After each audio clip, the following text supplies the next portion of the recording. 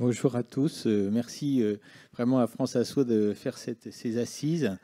Je suis très heureux d'être avec vous. Je suis pédiatre, neuropédiatre, mais je suis aussi responsable depuis 18 ans, 20 ans de l'espace éthique du CHU, mais aussi de l'espace éthique régional des Hauts-de-France.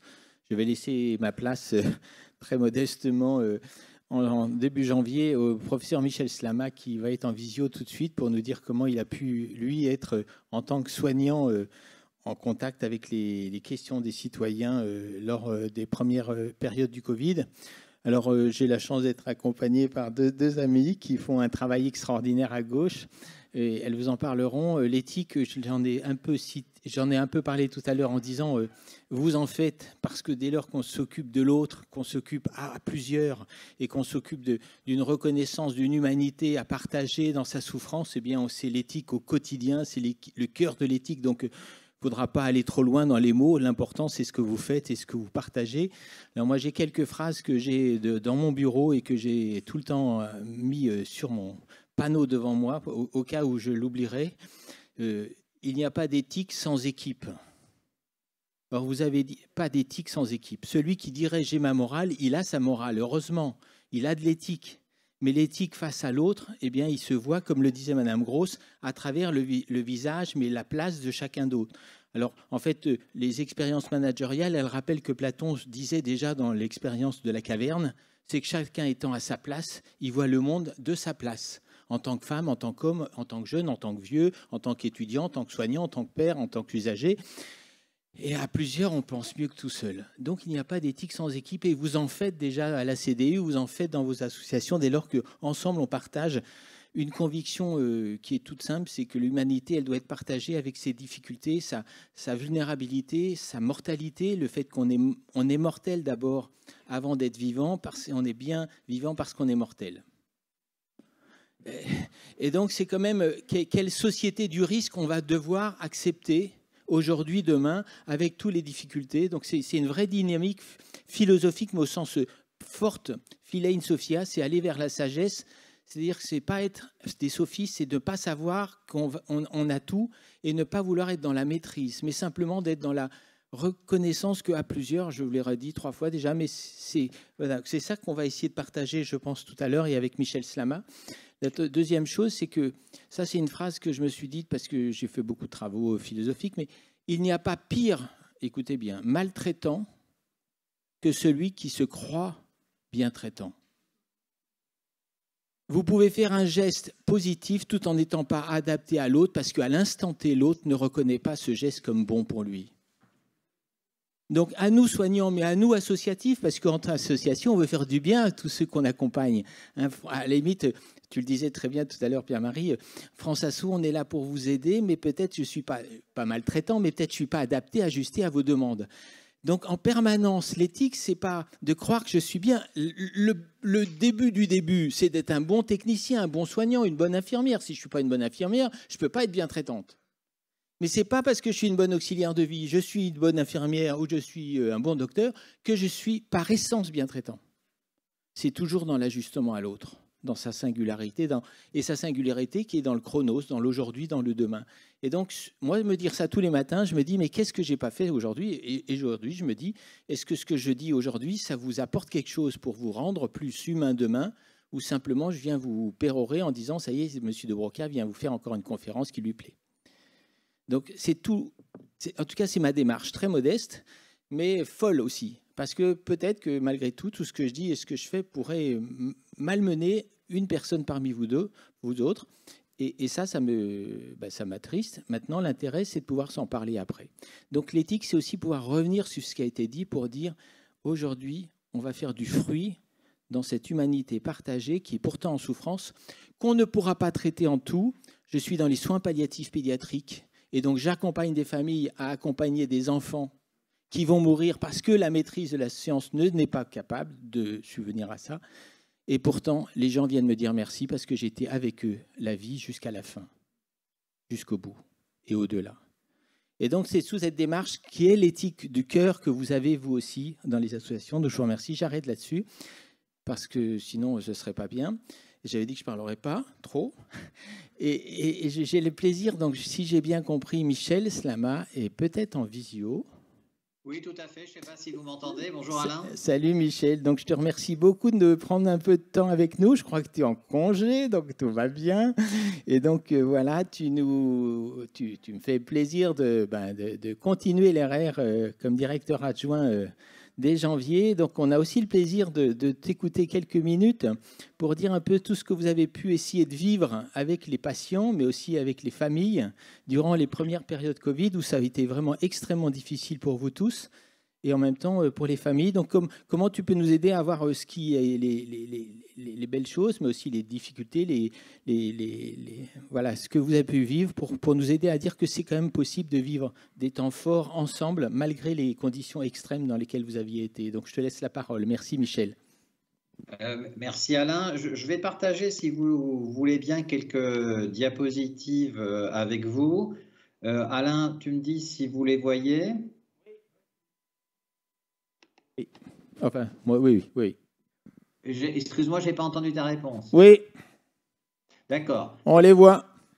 Très bien. Donc je voulais vous montrer quelques diapositives et le ressenti que nous avons eu en réanimation, et en particulier sur les aspects éthiques, sur les droits des usagers en réanimation, pour lesquels nous avons eu beaucoup de réflexions. Et en fait, depuis déjà très, très longtemps, nous réfléchissons en réanimation, au moins depuis une trentaine d'années, sur la place des familles et des proches. Alors vous allez voir que si l'éthique d'Alain est extrêmement pertinente et très philosophique, la mienne, elle l'est un petit peu moins, elle est plus dans du pragmatisme, et je m'en excuse par avance.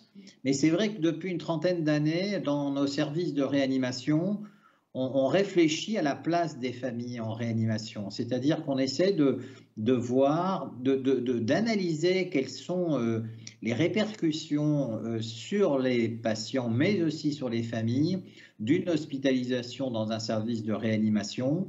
Et évidemment, nous avons été confrontés avec cette épidémie de coronavirus à une situation beaucoup plus difficile, et vous allez voir pourquoi ça a été beaucoup plus difficile. Mais en fait, c'est vrai que ça fait très longtemps, en particulier avec un groupe national qui s'appelle Famille Réa, dont le chef de file est Elie Azoulay à Paris.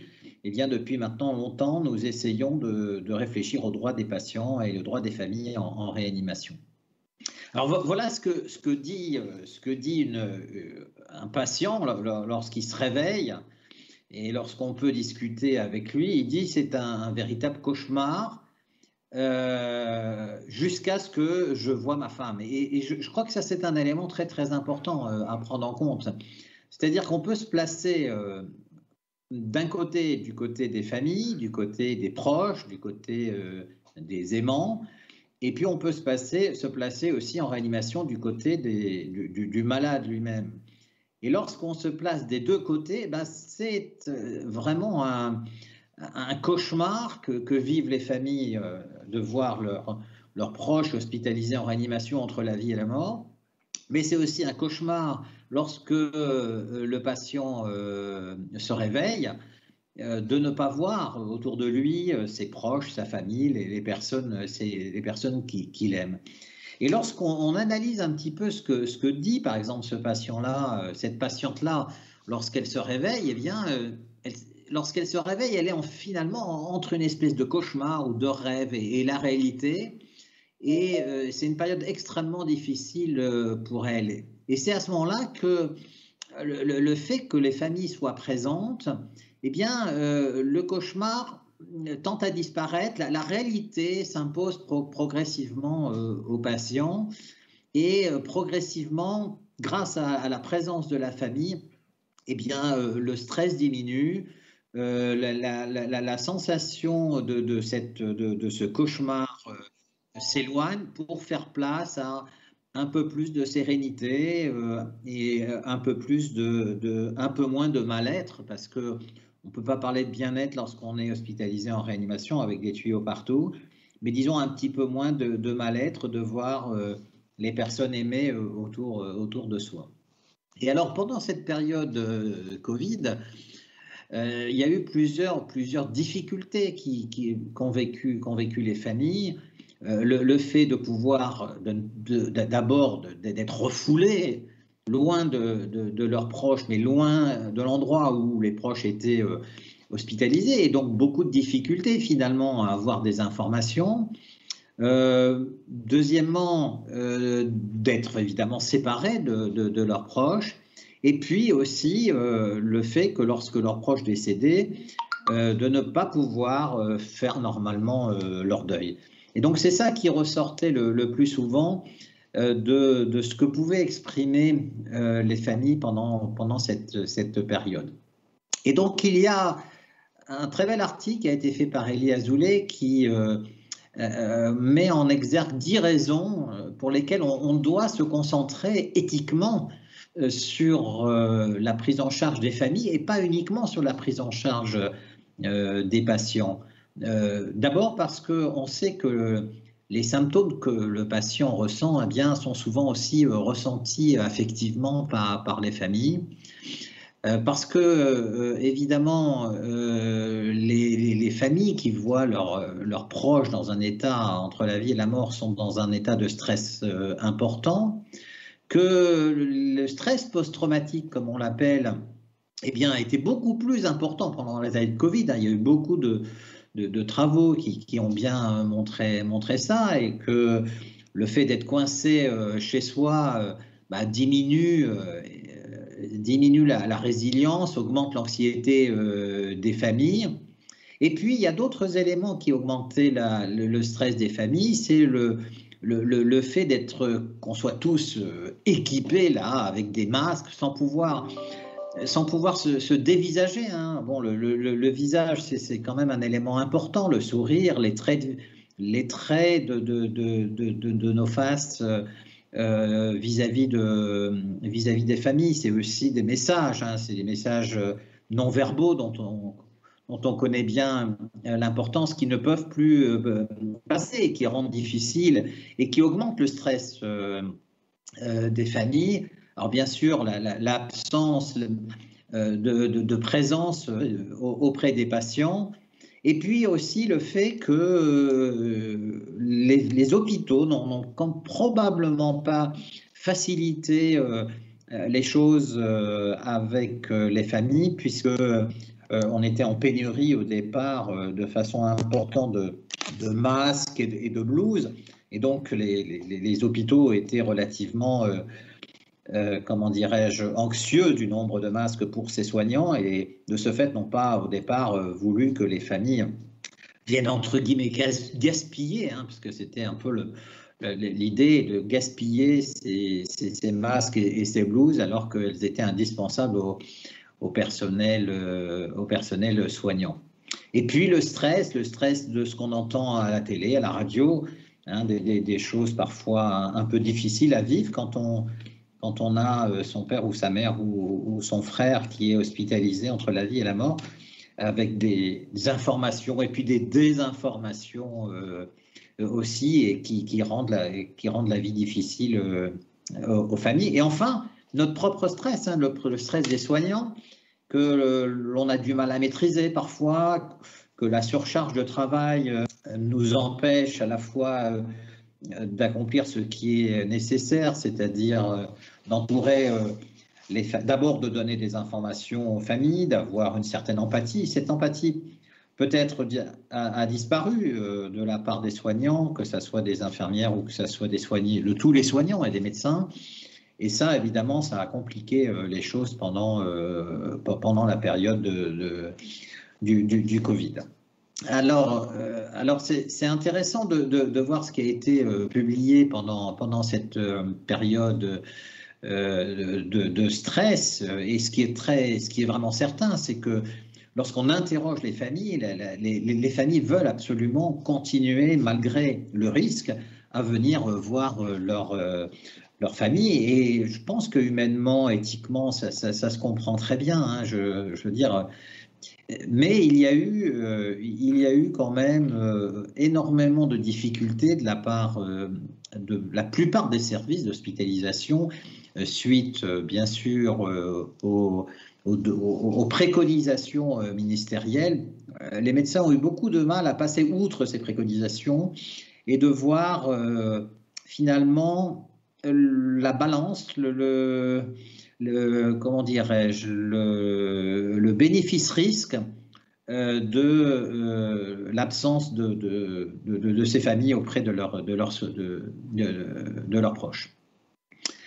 Alors, c'est vrai que dans la plupart des études qui sont parues depuis maintenant une trentaine d'années, il est clairement dit qu'il faut ouvrir les services de réanimation. Il est clairement dit qu'il faut libérer les heures et laisser le service de réanimation ouvert 24 heures sur 24 aux visiteurs. Et ceci d'ailleurs, quand on analyse un petit peu les choses, ne change rien à la charge de travail malgré ce qu'on peut croire.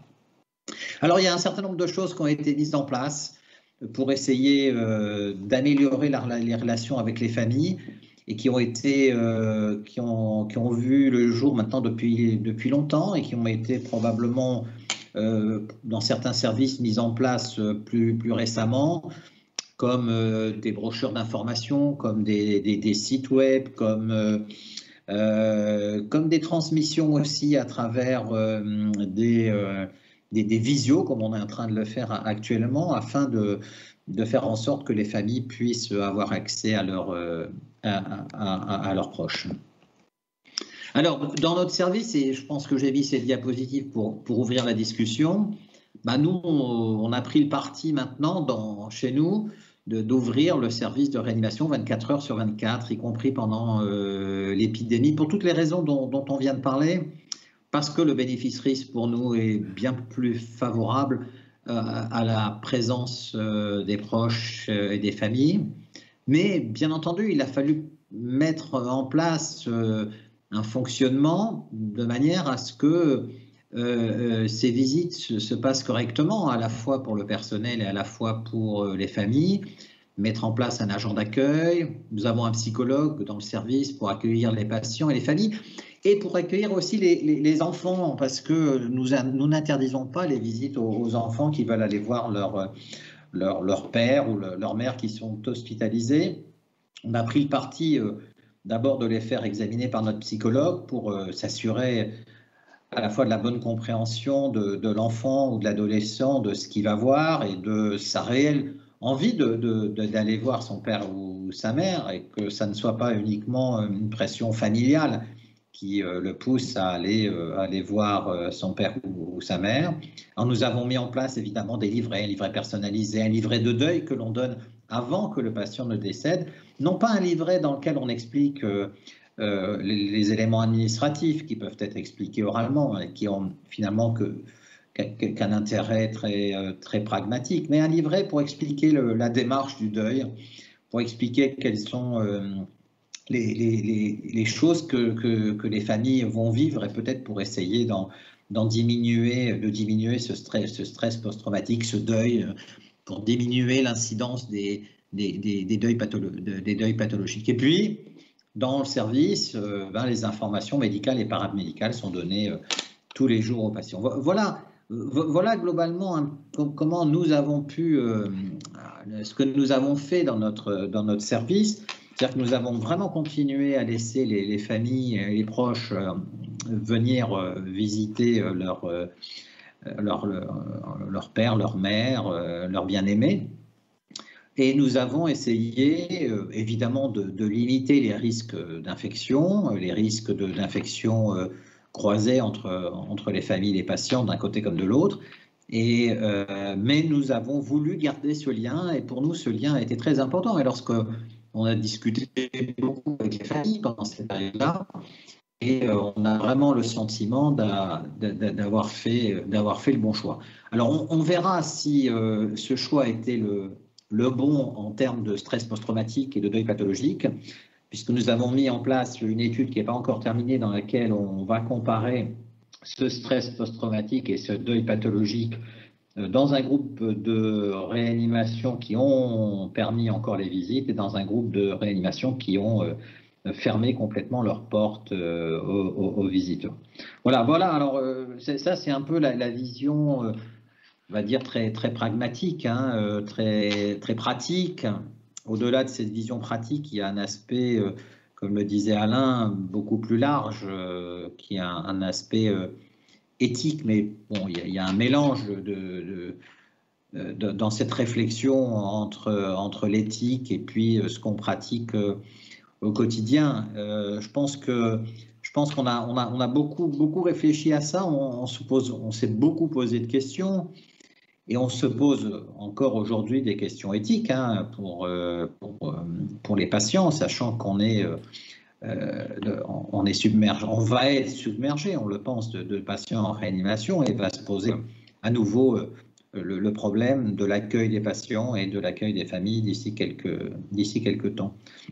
Voilà, juste un élément introductif. J'espère ne pas avoir été trop long, Alain, et qu'on puisse ouvrir la discussion. Ben, merci beaucoup, Michel. Tu m'entends? Tu m'entends, Oui, Michel? très bien. Bon, ben, en tout cas, je te remercie. Est-ce que peut-être une ou deux questions pour laisser aussi du temps à nos amis présentes par rapport à ce qui s'est dit? Voilà, donc qui aurait une question? Pierre-Marie, et on peut. Alors pourquoi c'est pas comme ça partout? Et donc ça va peut-être aller avec ce que tu m'as redit il n'y a pas longtemps, puisqu'on n'a pas préparé, mais on avait discuté de ça. Qu'est-ce qui s'est passé dans les autres réa, type d'Amiens par exemple? Est-ce que la tienne a été un peu exceptionnelle? Et Alors, comment tu as été reçu dans ton exception? Alors, exceptionnel, ça dépend dans quel sens on entend ce terme. Si on l'entend dans le sens d'une exception, je l'accepte. Je ne voudrais absolument pas penser que notre réa a été exceptionnel. Je pense que ça a été une exception dans notre CHU, puisqu'on a été les seuls à garder notre réanimation ouverte. Alors, moi, c'est quelque chose auquel je tiens depuis très longtemps. Je vous ai dit qu'on travaille en réanimation maintenant depuis plus de 30 ans sur ce sujet-là. Notre société de réanimation de langue française a beaucoup travaillé, beaucoup publié sur le sujet. Et on s'est fait vraiment cette philosophie de la nécessité d'ouverture 24/24. C'est pas facile d'ouvrir un service 24 heures sur 24 aux familles. Ça nécessite une vraie organisation, ça nécessite de convaincre les soignants de la nécessité de ce contact et de leur expliquer un petit peu que le stress engendré par l'absence est beaucoup plus important que n'importe quel autre stress, et beaucoup plus important que d'empêcher ces visites.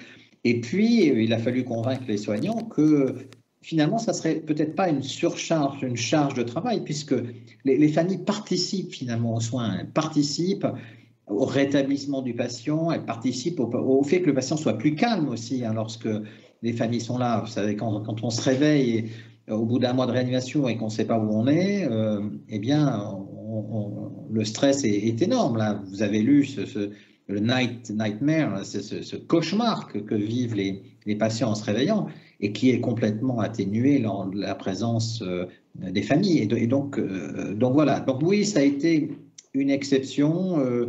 Assez peu de services de réanimation dans la région ont gardé leurs portes ouvertes comme nous. Donc, ce qu'on peut retenir, c'est pas effectivement que vous êtes les meilleurs, excuse-moi Michel, mais je crois que c'est aussi le fruit de tout ton travail de plusieurs années en précédent, tu l'as dit 2 fois, mais je le répète, et ça s'est pas inventé tout d'un coup lors du drame sanitaire, c'est parce qu'il y avait cette expérience et cette philosophie bien en amont qu'on a pu discuter, et donc ça nous rejoint tous, je pense, vous qui êtes ici, avec tous les services dans lesquels vous allez, vous passez, c'est avoir une philosophie qui prépare finalement les problématiques où on soit un peu en prévention des drames en termes philosophiques, en termes d'entrée, en termes de sortie, en termes d'accompagnement. Donc ça, c'est ce travail que je crois tu avais fait faire depuis 5, 6, 7 ans, particulièrement dans le service, et qui n'est pas fait dans d'autres services. Donc pourquoi c'est pas fait ailleurs? Je pense que c'est parce que maintenant, il faut travailler en amont pour les années à venir à ce que cette dynamique-là, elle puisse s'évoquer en temps à peu près calme, et en temps de crise, alors l'adapter au mieux. Je pense que c'est tout ce débat, mais c'est ça l'éthique vraiment pratique que tu dis, il me semble, Michel, c'est ne pas tomber dans l'exceptionnel quand le drame arrive parce qu'on n'est pas préparé à le faire. Il faut vraiment se donner cette préparation psychique. Et donc, moi, je te remercie beaucoup, Michel, d'avoir bien pu prendre un peu de temps avec nous. Est-ce qu'il y a une autre question? Pardon, il y a une autre question, et puis après, on va passer, excuse-moi, Michel, mais le temps à nos autres collègues. Allez-y, monsieur. Bonjour, je ne pouvais pas laisser passer la présence de M. Slama sans lui poser la question des directives anticipées. J'ai eu la chance d'avoir entre les mains le document de directives anticipées qui a été mis au point par la Fédération des réanimateurs de langue française. Et je voulais savoir si, que vous en pensiez, M. Slama. Tu as entendu? Alors, nous, on travaille vraiment beaucoup sur l'amont. L'amont, c'est très important. Et quand je dis l'amont, je pense à trois choses. Je pense aux directives anticipées dont vous venez de parler, qui doivent être généralisées parce qu'elles sont une aide pour nous à la prise en charge des patients. Une directive anticipée, c'est pas une loi, c'est pas un décret que nous envoie le patient. C'est un guide, c'est l'expression de ce qu'il peut penser, de ce qu'il souhaite pour lui dans sa vie, dans sa maladie, éventuellement dans sa mort. Et c'est quelque chose d'extrêmement important dont vraiment il faut essayer le maximum possible de faire en sorte que ces directives anticipées soient faites par le plus de personnes possible, en particulier pour les personnes qui se voient malades et qui peuvent être hospitalisées. Le deuxième point, c'est de ne pas oublier la personne de confiance. Le choix de la personne de confiance, c'est extrêmement important.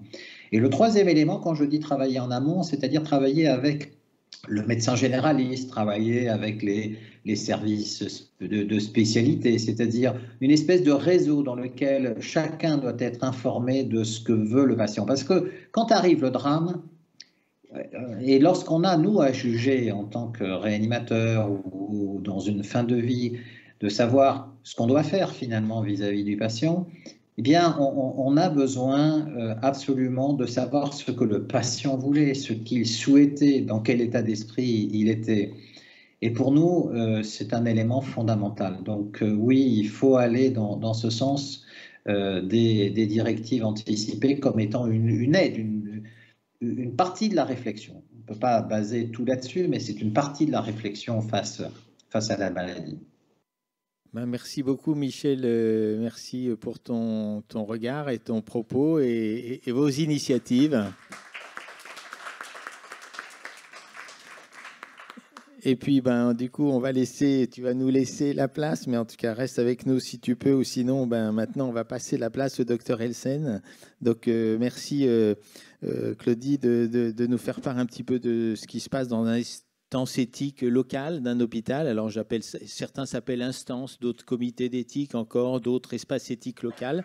Donc, comment, non seulement ça existe, ça se met en place dans les hôpitaux dits généraux, non eu, et puis comment on va essayer de dire comment le représentant des usagers a une place ou pas dans ceci. Je te remercie, vas-y. Bonjour, vous m'entendez là? Je suis déjà un petit peu troublée parce que comme je n'ai pas organisé tout à fait ma présentation de cette façon, je n'hésite pas à m'interrompre ou me faire passer. Voilà. En fait, donc je suis présidente de l'espace de réflexion éthique du centre hospitalier Seclin-Carvin. Et moi, la chose qui me passionne, c'est le soutien des soignants, bon, vous êtes des représentants des usagers, dans leur quotidien du soin, parce qu'en fait, un soignant, il est constamment dans une réflexion éthique.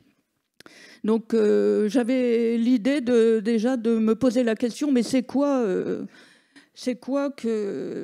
est la définition de l'éthique? Donc, j'ai passé un temps fou à y réfléchir. J'ai assisté au cours de Monsieur de Broca. Et donc, en fait, ce que j'ai retenu comme définition, c'est une philosophie de l'action. Alors, bien sûr, la philosophie, c'est théorique. Mais c'est quoi? Qu'est-ce que ça a à voir avec le quotidien du soin? Ma philosophie, c'est être en recherche, c'est s'interroger. Et dans le soin, au quotidien, on ne cesse de se poser des questions. Est-ce que je fais bien? est-ce que mon patient va accepter de se faire soigner? Est-ce que je continue tel traitement? Est-ce que ça vaut le coup de réanimer, mais ce n'est pas du tout mon domaine? Est-ce qu'on ferme l'EHPAD? Est-ce qu'on le réouvre? Toutes ces questions. Comment faire pour faire au mieux? Et donc l'éthique médicale, c'est s'interroger avant d'agir, c'est s'interroger quand on est en train d'agir, et c'est s'interroger après avoir agi. Et moi, c'est ça que j'ai vraiment envie de porter à ce clin. Hein. C'est donc bien une philosophie de l'action, l'éthique. Ça va, monsieur mon maître? Et donc, après, on va se dire, mais c'est quoi le rapport de l'éthique? Je vais faire un petit récapitulatif de ce que j'ai appris. C'est quoi le rapport de l'éthique avec le droit et avec la morale? Et donc, contrairement à l'éthique qui est questionnement, le fondement de la morale, c'est l'impératif. Bon, l'exemple qui m'est venu, c'est tu ne tueras point. Alors, ne pas tuer, c'est un impératif absolu. Tuer, c'est considéré comme immoral dans notre société. C'est puni par la loi, quoique. Hein. Dans le cas de la peine de mort, par exemple, dans notre société de droit, les assassins sont poursuivis, on ne tue pas son prochain. Et jusqu'en 1981, ils sont condamnés à la guillotine. Hein, comme le disait Robert Badinter, on prend un homme vivant, on le coupe en deux, c'est ça guillotiner. Mais on ne doit pas tuer son prochain. Donc on est dans ce genre... pourquoi je parle de ça? Parce que je parle de... Est-ce qu'on ouvre ou on ferme l'EHPAD? Hein, ça a un peu de lien pour moi dans ma façon de vivre mon métier. Donc je ne vais pas détailler... je vais parler de ce qu'on appelle le dilemme éthique pour un soignant, pour un médecin. Parce qu'on vit ça au quotidien dans notre métier. Hein. Et je vais prendre un exemple dont vous avez tous entendu parler, c'est le dilemme éthique des médecins polonais actuellement. Bernard Dalla, je pense, saura de quoi je parle. Mais vous aussi. Hein, depuis le début de l'année, il y a une interdiction quasi totale de l'avortement en Pologne, qui n'est autorisée qu'en cas de viol, d'inceste, ou lorsque la vie de la mère est en danger. Même en cas de malformation grave du fœtus, l'avortement est interdit.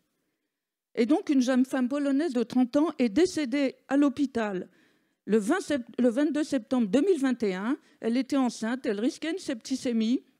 Et les médecins ont décidé de ne pas procéder à l'avortement, de peur d'être tenus responsables d'un avortement illégal et d'être passibles de 3 ans de prison. Alors, on est face à ce qu'on appelle un dilemme éthique. Moi, je m'imagine être ce médecin. Cette patiente enceinte, elle risque la septicémie. Le fœtus est encore vivant. Si je la fais, donc je vais croiser les doigts, ou je la fais accoucher avant la mort du fœtus, je risque la prison, mais c'est pas... Enfin, comment je pourrais le dire? Ou cette patiente, ou je la fais accoucher, je croise les doigts, je ne vais pas aller en prison, ou je ne la fais pas accoucher, je croise les doigts, parce que peut-être qu'elle va mourir. Donc on est face à une tension éthique absolument insupportable. Vous allez dire, mais où je veux en venir? Où veux-tu en venir? Où veux-je en venir? Alors, j'aime bien mettre en perspective. Moi, ce qui m'anime aussi, c'est comprendre ce que je fais.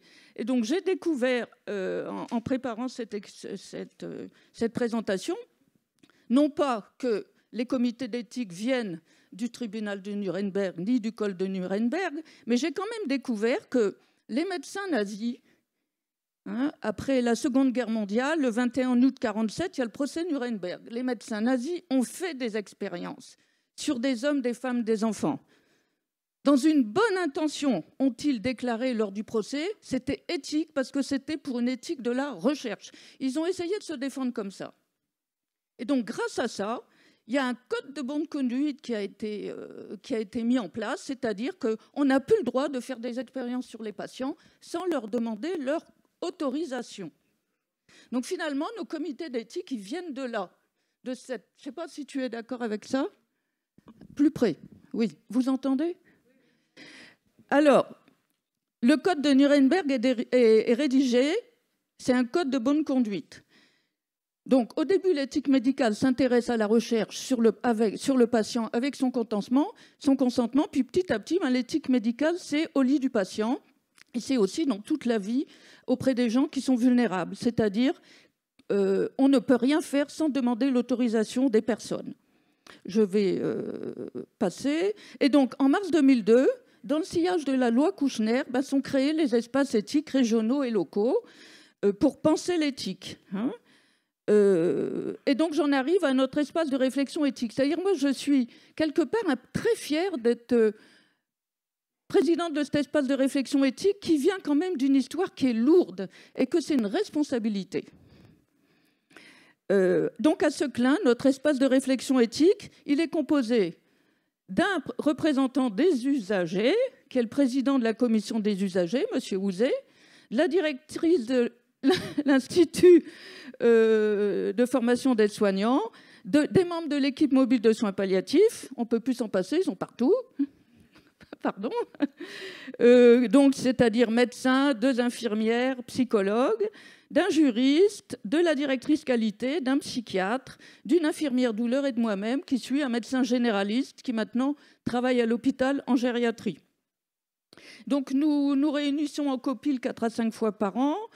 Nous organisons des plénières sur des sujets particuliers. Bon là, avec la pandémie, ça a été compliqué. Non, on n'en a pas fait. Et surtout, moi, ce qui me plaît le plus, c'est d'intervenir dans les services à la demande des soignants ou à la demande d'un cadre pour réfléchir, pour des moments d'aide à la réflexion éthique. Et depuis cette année, on rédige une petite gazette de l'éthique où donc il est écrit en 4e page, en citation, « Pas d'éthique sans équipe ».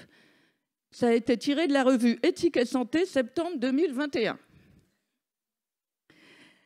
Et donc, notre mission, c'est vraiment d'impulser une sensibilisation à l'éthique, donc qu'on appelle de tous les métiers au groupe hospitalier Seclin-Carvin. Notre petite gazette de l'éthique qu'on vient de rédiger, de mettre en place, moi, je suis très attachée à la distribuer à tous les corps de métier du groupe hospitalier Seclin-Carvin. Alors, je vais vous faire un petit inventaire, qu'on pourrait dire à l'après-vert, de toutes les questions que se posent les soignants. En fait, les soignants ne savent pas qu'ils font de l'éthique en continu. Pourquoi font-ils de l'éthique en continu? C'est parce que constamment, ils s'interrogent sur leur pratique, même sans en avoir conscience. Et le genre de questions qui me reviennent constamment, avec qui je partage avec les soignants, avec les médecins, de façon formelle ou informelle, c'est ce genre de questions qu'on se pose. C'est quoi? Ça a à voir avec le respect de l'autonomie décisionnelle.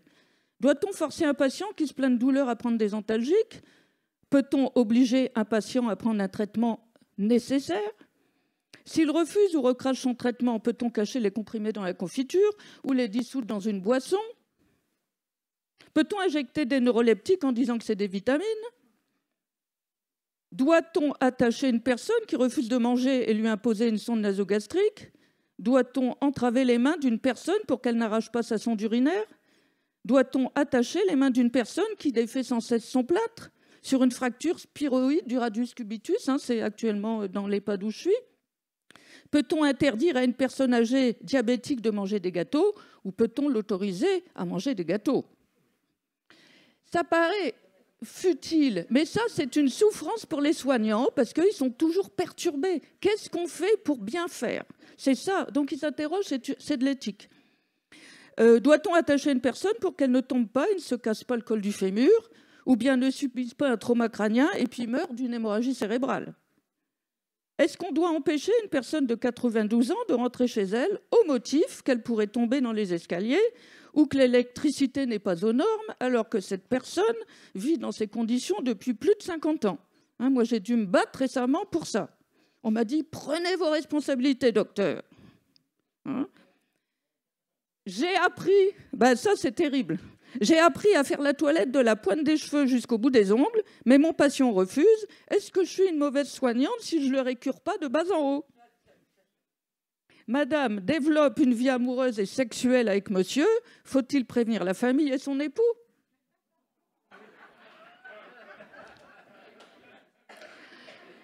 Pour un soignant, c'est pas drôle. Le fils de madame est décédé, faut-il la prévenir? Parce que ça risque de la perturber. Bon, ça me fait plaisir que vous rigoliez. Une minute. Donc, une minute. Voilà, le représentant des usagers. Donc, je vais passer ce que M. Houzé m'avait dit de vous dire. Il ne m'en voudra pas. Et donc, qu'est-ce que je voulais dire, en fait, de plus essentiel? Pourquoi je pense que la présence d'un représentant des usagers est essentielle dans notre espace éthique? Ça va durer 1 minute 99. Pour la dernière seconde. Je voudrais juste témoigner que les personnels soignants méconnaissent les lois et les chartes. Perso, je connaissais le code de déontologie médicale et c'est en faisant le diplôme d'éthique de la santé à Amiens et en fréquentant le centre d'éthique médicale du Centre Sèvres à Paris que j'ai découvert que le droit des malades était inscrit dans la loi. Le code de la santé publique, je n'en avais jamais entendu parler. La loi dite Kouchner, je n'en connaissais que le nom. J'ai aussi découvert que dans le code civil et le code d'action sociale et des familles, ça pouvait être des repères essentiels pour faire respecter les droits des résidents, par exemple quant à leur vie affective et sexuelle, le respect absolu de l'intimité. J'ai découvert que le droit contraint, grâce à ma formation éthique, mais aussi peut libérer les soignants et les médecins. Nous vivons dans une société où le principe de précaution domine. Au nom du principe de précaution, par peur du judiciaire, les droits au respect de l'autonomie des patients, des mourants, des résidents, des handicapés peuvent être bafoués, sont bafoués. Et les soignants peuvent avoir peur des suites judiciaires qui pourraient être données s'ils se laissaient aller à trop écouter les patients. Que va dire la famille? Je ne peux pas prendre cette responsabilité. Et donc cette souffrance éthique montre bien que spontanément, les patients, les soignants ou les médecins agiraient différemment s'ils savaient que ce qu'ils font est soutenu par la loi. La peur du judiciaire, elle permet de s'éloigner grâce à la connaissance de la loi.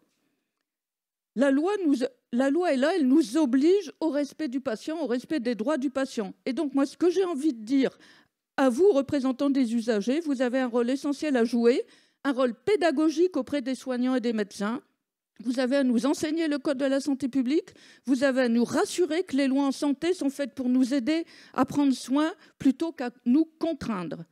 Et nous, professionnels, nous avons besoin de que notre réflexion éthique soit nourrie par votre connaissance du droit. Donc je vous dis à toutes et tous, ça fait comme les politiques, merci pour votre engagement. Nous avons besoin de vous en tant que soignants et médecins.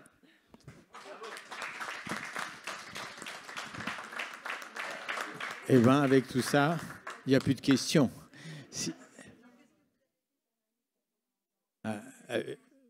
La mamie de 91 ans que tu as, je ne sais pas, avec l'électricité et l'escalier. Ah oui, bah non, c'est un monsieur d'abord. C'était un homme, il était encore en vie à 92 ans. Il était encore en vie à 92 ans, c'était quand même un monsieur, pas une dame. Eh bien, en fait, c'est un monsieur qui arrivait à l'EHPAD juste après la Covid. Il n'était plus en état de rentrer chez lui et on lui avait dit, vous savez, il faut rentrer à l'EHPAD parce que chez vous, vous ne pourrez pas tenir. Il a dit oui, bien sûr. Et puis, une fois arrivé à l'EHPAD, il marchait, tout allait bien. Ça, c'était en octobre 2020. Et il a tout cassé parce qu'il ne supportait pas qu'on le laisse enfermer dans cet EHPAD.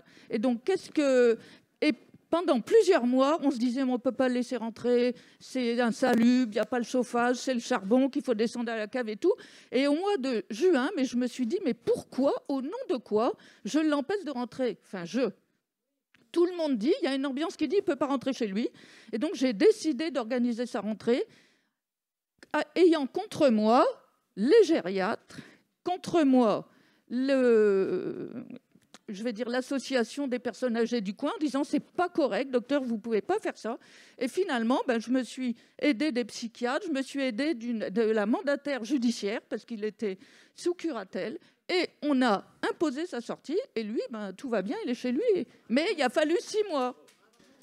Mais bon, en tout cas, excuse-moi Claudie, mais c'est super et puis ton enthousiasme, là on l'entend, c'est formidable. Je pense qu'on a besoin de vous tous, mais aussi de collègues, soignants, soignantes, médecins, comme ça. Mais alors par contre, je pense que la France Asso Santé je ne sais pas si elle insiste énormément sur le code de santé publique dans ses formations, mais si tu as bien entendu, il va falloir faire une nouvelle formation pour que vous soyez au taquet sur tous les droits des citoyens, puisque nul n'est censé ignorer la loi. C'est ce qu'elle vous a redit. Et donc, on compte sur vous, parce qu'il paraît que les soignants, on a trop de temps à passer avec les malades pour pouvoir lire non plus le code de santé publique. Donc voilà, merci Claudie. Et je pense que voilà, c'est un autre instance éthique dans lequel tu es. Hein, et puis donc Mme Castelin qu'on connaît aussi on se connaît depuis longtemps sur Saint-Quentin. Et là, je pense que ce sera plutôt un temps aussi par rapport à tout ce temps Covid, comment l'éthique a pu se parler, se dire grâce et avec toute votre dynamique. Oui, merci. Alors moi, c'est en tant que représentant des usagers, donc ma parole est très modeste, hein, ma contribution est très humble.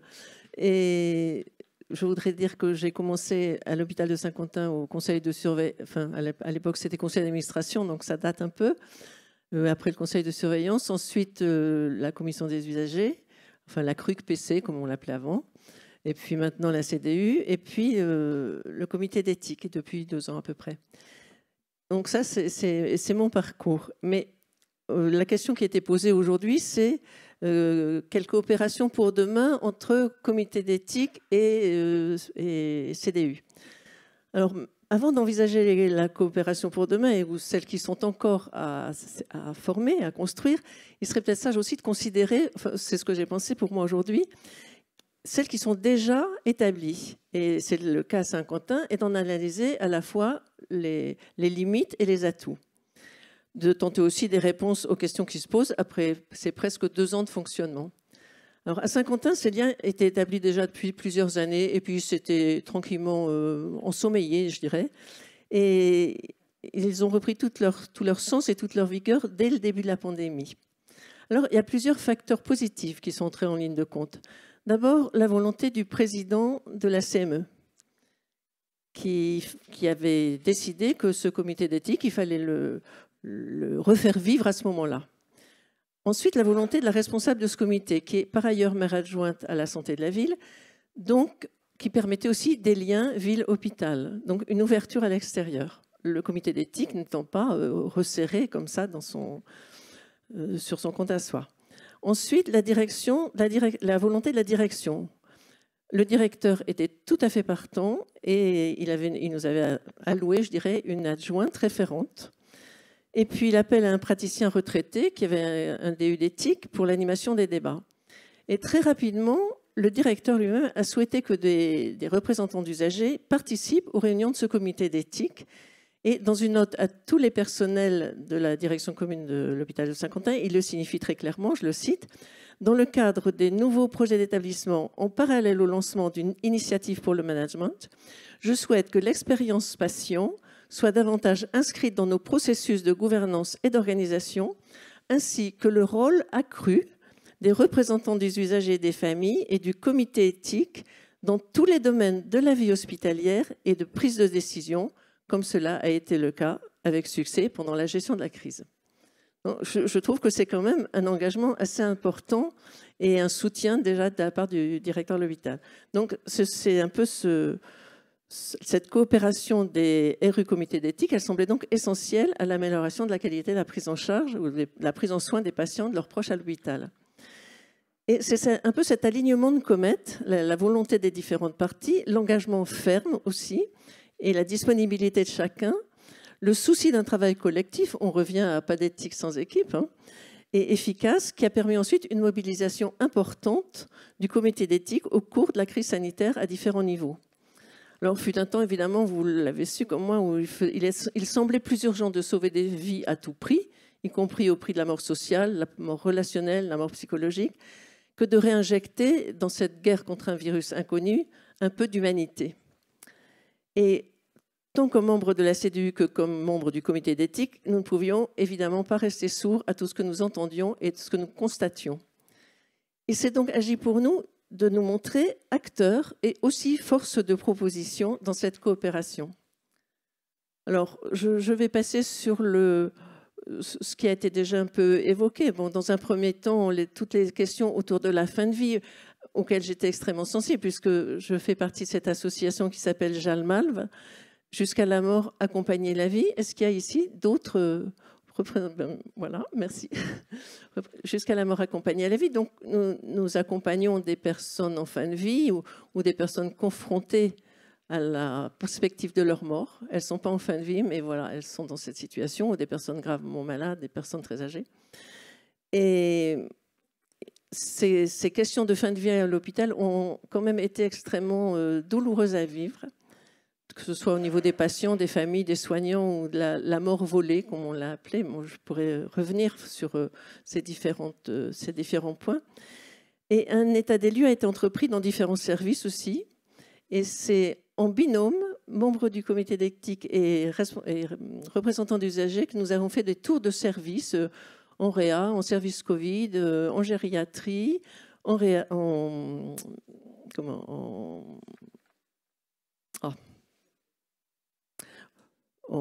la morgue, en EHPAD, à la morgue, et puis dans les services de soins palliatifs aussi, pour faire un peu l'état des lieux et puis prendre le pouls du personnel, libérer sa parole, qui était quelque chose de très contraint parce que le personnel n'osait plus parler, et puis faire remonter des situations difficiles et après, ou des succès, pour en débattre ensuite en comité d'éthique et voir ce qui pouvait être fait dans ce sens-là. Et des débats donc se sont organisés au sein du comité d'éthique sur des décisions aussi face à la norme. On en a parlé ce matin, face à la directive, face à la recommandation, avec le directeur général. Et il s'est avéré que sur ces échanges-là, quand il y avait consensus, c'est-à-dire après délibération et que tout le monde était d'accord, le juge n'avait plus rien à dire. On pouvait, tout à l'heure, M. Slama a parlé, moi j'ai ouvert tout grand les portes du service de réanimation. Chez nous, on boucle toutes les portes, quel que soit le service. Mais à partir du moment où il y avait eu un consensus, délibération et consensus, à ce moment-là, ça n'était plus opposable. Voilà. Donc, des échanges ont eu lieu aussi sur les projets de la loi d'aide médicale à mourir, qui ont entraîné aussi un exposé des débats avec un député. Enfin, un des membres du comité d'éthique a pu parler avec un député et au sein d'un conseil de citoyens sur fin de vie et dignité. C'est-à-dire que le comité d'éthique s'exporte aussi à l'extérieur. L'invitation systématique aussi de membres du comité d'éthique par le directeur aux cellules de crise Covid a largement facilité les échanges. Et c'est cette confiance mutuelle, grâce à un apprivoisement progressif dans une structure où l'on s'entend et où l'on s'écoute, qui a permis de faire avancer les choses aussi également.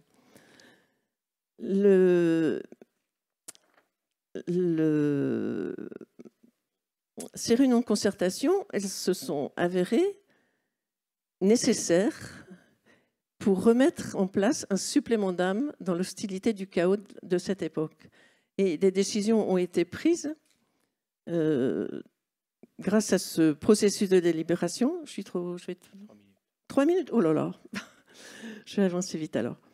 Qui associait des membres du comité d'éthique, des médecins, des représentants d'usagers, la direction, et des propositions ont pu voir le jour qui permettaient de transgresser, ce que je disais tout à l'heure, des directives pour une meilleure prise en soin, puisqu'il y avait eu consensus sur la décision.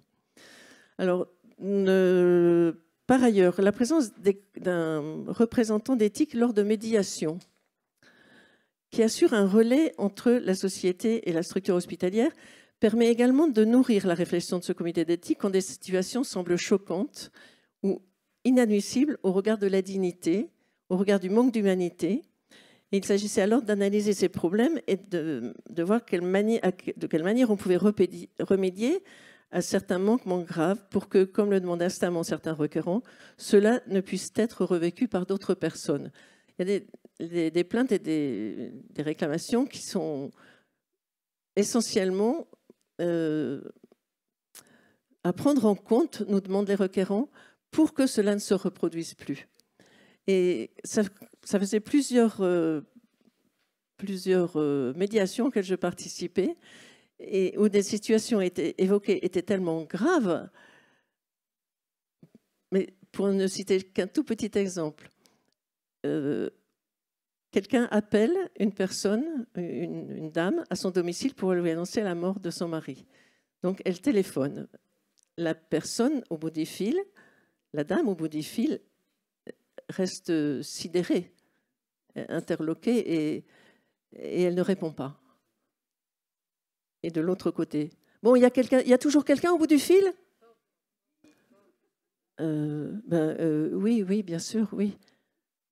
Bon, eh ben, si vous voulez le voir, il va falloir faire vite, hein, parce que sinon, dans une demi-heure, on le met dans la boîte. Alors, c'est tellement choquant que ça semble à peine audible, enfin, qu'on n'imagine pas quelque chose comme ça.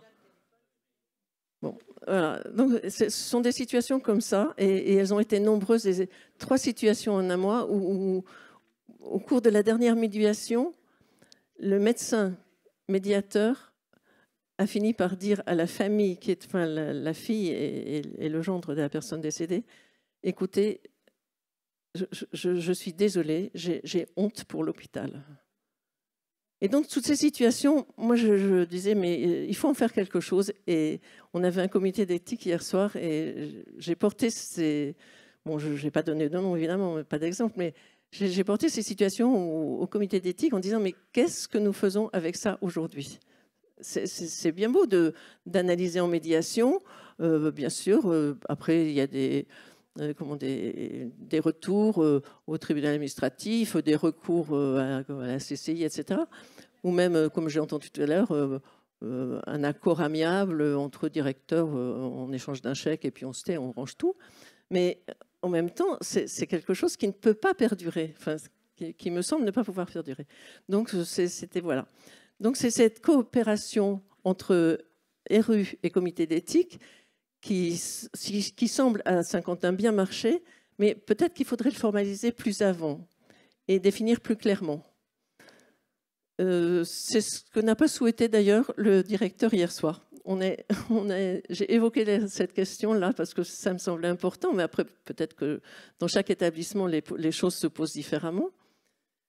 Et il me semblait que l'article 1, c'est le fruit de la volonté du directeur d'établissement, qui est aidé avec des personnes, des éléments fiables, c'est-à-dire sur qui on peut compter réellement.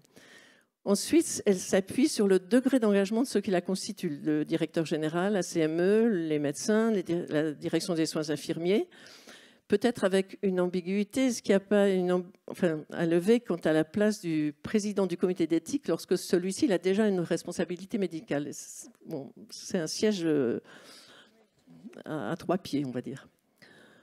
Et puis, avec des partenaires associés. Mais qui sont ces partenaires, enfin ces membres qu'on associe? Est-ce que ce sont des personnalités extérieures, des juristes, des philosophes, des représentants de la société civile, des RU? Qui les invite? Est-ce que c'est le directeur? Est-ce que c'est le comité d'éthique? Il y a toujours là un flou qui n'a pas été éclairci. Quel mode de désignation adopter pour constituer ce comité d'éthique? Est-ce que c'est sur invitation, sur désignation, sur cooptation, sur volontariat? Ce sont des questions très pratiques que je pose là. Sur quels critères recruter? Par ailleurs, concernant les représentants des usagers qui ne devraient sûrement pas être ou potiches ou alibi ou faire valoir, parce que ça peut aussi exister dans certains comités d'éthique. Il semble important de veiller à ce qu'ils développent une adaptabilité, je dirais, nécessitant peut-être un pas de côté par rapport à la CDU. Dans le comité d'éthique, il n'y a pas de polémique. Enfin, il n'y a pas de polémique. C'est un lieu de débat, c'est un lieu de délibération, c'est un lieu de réflexion. Et c'est certainement pas... Oui, 1 minute, j'arrive au bout. Et ça n'est certainement pas un lieu de revendication. Et il y a quelques représentants d'usagers qui ont plutôt cette posture-là. Donc, c'est la nécessité de, peut-être pour une coopération réussie, d'articuler avec une formation, peut-être à l'ERR, je ne sais pas, ou France Asso Santé, sur REU et du ensemble, effectivement. Donc ça, c'est aussi à la réflexion, qui permettrait effectivement d'exercer cette fonction correctement, je dirais, pour un représentant des usagers qui n'ont pas encore cette sensibilité. Donc, garder un esprit de corps et de coopération, formation et pédagogie, ça semble essentiel. Un engagement personnel, ça c'est absolument indispensable. Et puis peut-être aussi réfléchir à comment exercer sereinement cette fonction à la fois de poil à gratter, qui est une fonction d'alerte, entre alerte, entre pression, entre coopération, au service d'une intelligence collective. Je vous remercie. Merci beaucoup. Je crois qu'il y a une belle feuille de route avec l'ARS, avec les RR, mais avec tous les instances éthiques, les espaces éthiques locaux. Pour ça sera peut-être un beau travail pour voir comment justement ajuster tout le monde. Se former, je crois que c'est nécessaire toujours. Donc merci. Il y a une grande association de paralysés de France qui veut mettre en place un espace éthique et qui s'appelle les agitateurs éthiques. Je trouve que c'est assez joli. On est quand même des agitateurs parce le poil à gratter, tu en as parlé. Mais en même temps, effectivement, on n'est pas syndicat, on n'est pas lieu de revendication, mais on est force de proposition et de préconisation. Donc l'ajustement n'est pas simple entre la volonté de tout changer le monde avec des revendications, mais des préconisations. Ce n'est pas tout à fait la même chose. Tu en as parlé, et donc tu soulignes bien ce point-là. Je le ressouligne, parce que moi, c'est ce qui aussi m'anime avec vous, c'est comment être force de proposition malgré tout. Alors, je crois que le temps est fini pour cette... petite temps d'intervention, mais voilà, on a 3 présentations très différentes, mais qui montrent bien combien les usagers sont vraiment, puisqu'on est là avec vous, partie prenante et mes partenaires réels et des agitateurs éthiques au cœur même du système. Maintenant, tout le monde de vous n'a pas un directeur général comme à Saint-Quentin qui le permet. Je peux vous dire qu'ailleurs, et là où je suis, ça ne le permet pas du tout. Tout le monde n'a pas les personnalités qui veulent bien s'y engager. Mais on disait tout à l'heure avec Pierre-Marie Lebrun, c'est qu'il y a peut-être un besoin quand même de formaliser sur du point de vue juridique, alors un décret, un arrêté, qui n'est pas forcément une loi, mais quand même une directive un peu importante pour que tout se passe. Michel, tu voulais dire quelques mots de fin ou par rapport à ce qui a été dit ? Non, je pense que tout ce qui a été dit est vraiment extrêmement intéressant. Il faut effectivement que les espaces éthiques aient une place de plus en plus importante, la place qui leur revient, y compris évidemment avec les représentants des usagers qui sont un peu les gardiens du temple, je dirais, sur ce qui est les aspects éthiques de la prise en charge des patients. Et je crois qu'on doit être présent dans toutes les décisions qui sont prises dans une structure, qu'elle soit médicale ou qu'elle soit médico-sociale dans notre région des Hauts-de-France. Et c'est pour ça qu'on doit lutter tous ensemble. C'est pour se faire entendre et pour pouvoir être le lieu d'une discussion sur les décisions majeures de nos établissements qui vont avoir des répercussions importantes sur les prises en charge de patients, et que sur ces décisions, on puisse vraiment peser de tout notre poids et de faire respecter ce qui nous semble être notre éthique. Et là aussi, bien sûr, faudrait-il définir cette éthique sur chacun des sujets, mais en tout cas, je crois qu'il faut qu'on soit présent dans les décisions importantes de nos structures. Et par ailleurs, je voulais juste ajouter un tout petit mot, c'est qu'il nous semblait tellement important de rendre visible ce comité d'éthique avec les représentants des usagers qui participent, que nous avons décidé de faire une conférence débat grand public, enfin au moins pour tout le public de l'hôpital. Alors après, je ne sais pas si on pourra ouvrir aussi sur la ville, mais pour rendre visible ce comité d'éthique, pour dire que ça existe dans l'hôpital alors que beaucoup ne le connaissent pas. Il y a des idées à prendre. Juste pour vous préciser qu'il y a une formation qui existe à France Asso Santé sur le comité d'éthique et que s'il y a des demandes de votre part, on pourra la programmer en région. Un tout petit mot après ce qu'on a entendu là, qui revient un peu en arrière sur d'autres réunions qu'on a déjà eues de ce type. À chaque fois, moi, je suis frappé qu'on est enthousiasmé le jour de la réunion, ici, comme aujourd'hui, parce qu'on a entendu des bonnes pratiques et on se dit « Oh, c'est formidable, c'est formidable ». Et puis après, malheureusement, pour étendre des bonnes pratiques à tout le système, c'est vachement compliqué. Donc après, il faut encore, à mon avis, il faut encore travailler. Alors, il faut travailler à tous les niveaux pour que ça s'étende. Déjà, dans vos associations, si vous pouvez faire avancer les choses, ce serait pas mal. Je pense qu'au niveau de France Asso Santé, on pourrait se saisir de bonnes pratiques pour essayer de les imposer progressivement. Ce sera long, hein, ça ne sera pas en 2 minutes. On peut aussi espérer sur un niveau national qui pourrait reprendre certaines choses et les faire passer dans des textes. Je pense que c'est possible. Et puis enfin, moi il me semble quand même que il faut avancer un peu quand même, qu'on ne peut pas chaque fois dire c'est quelques-uns qui le font, et puis bon, donc il faut se mettre en route, et je pense qu'on pourra vous faire des propositions en ce sens. Est-ce que Madame Doutre-Roland est encore là? Voilà, lève-toi si tu veux bien. Alors je voudrais qu'on l'applaudisse 2 minutes, parce que Madame Doutre-Roland, son directeur, attends, je vais vous dire pourquoi il faut l'applaudir, parce qu'elle a peut-être fait des choses très mal, mais en fait, il se fait qu'elle est représentant usager dans un établissement de santé, et son directeur lui a proposé de faire partie du comité directeur, enfin voilà, du directoire. Donc moi, je trouve que, alors, si vous l'applaudissez, comme ça va l'aider à dire oui. Donc, si vous voulez bien l'applaudir, voilà. Donc, elle sera sans doute la première dans la région. Enfin, j'imagine qu'elle va être la première dans la région. Donc, on va lui prévoir une médaille spéciale voilà. Bon, maintenant, je vous laisse la place en remerciant les intervenants sur l'éthique. Un grand merci à tous les intervenants de la table ronde. Merci, professeur Slama. Merci, docteur De Broca, docteur Elsens. Et merci, Madame Castelin, pour une table ronde de grande qualité. Et cette fois, je le dis de manière tout à fait neutre.